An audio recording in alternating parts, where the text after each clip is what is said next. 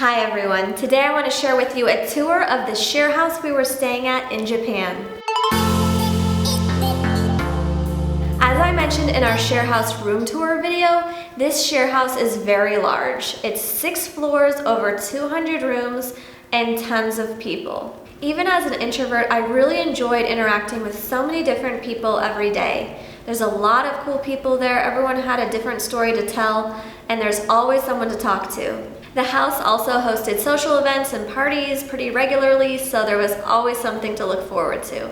Even though the room was so small, it never bothered us because we spent so much time outside of the room in the communal areas. This share house had tons of amenities, including a movie room, a music room, a bathhouse, a tatami library, a beautiful living room, and an expansive kitchen. So I'd love to show you what it looked like. Please leave a comment and let me know if you'd ever consider living in a share house yourself. Here is the view from the street.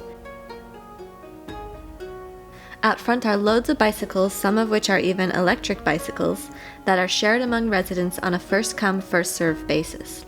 Every room has its own mailbox, and you enter the building with a passcode. This is a locker for parcels.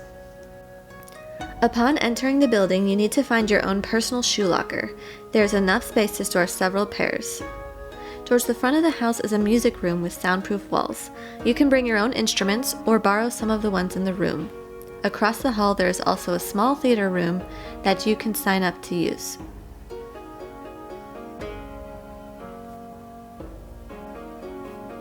The next area of the house you would see is the lounge or dining area. It is complete with long tables to share with friends and some more comfortable seating. This area leads into a living room with more seating and the house TV.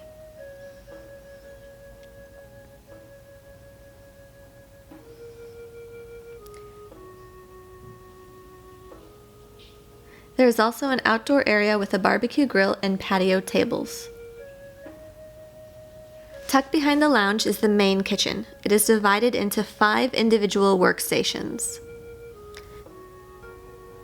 There are communal rice cookers, as well as blenders, food processors, hot plates, and griddles to share.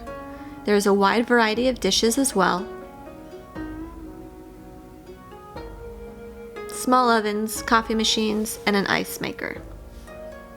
The communal areas in this house are cleaned every other day by cleaners. However, trash and recycling are a shared responsibility. In true Japanese fashion, there are also several vending machines for those moments when you don't feel like cooking. Down the hall is a gym area. Although it is basic, I did find it adequate.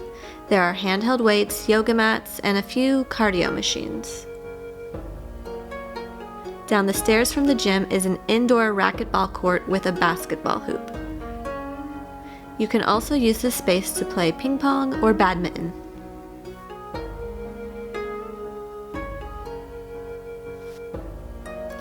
The next space is the main bath area.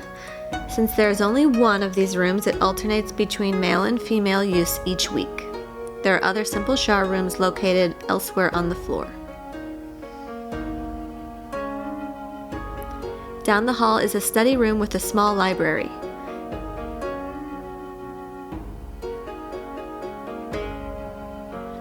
Next door is a traditional style tatami room. This was my favorite corner of the house and I could often be found here filming or editing videos.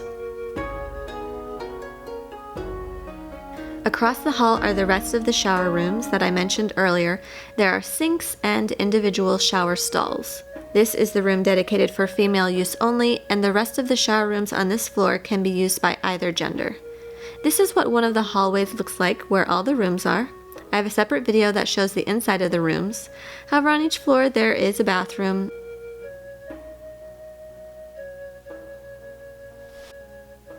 a laundry area complete with washers and dryers. There you can find a vacuum and other ironing supplies as well. There's also a kitchenette on each floor where you can prepare a more simple meal without having to head down to the first floor.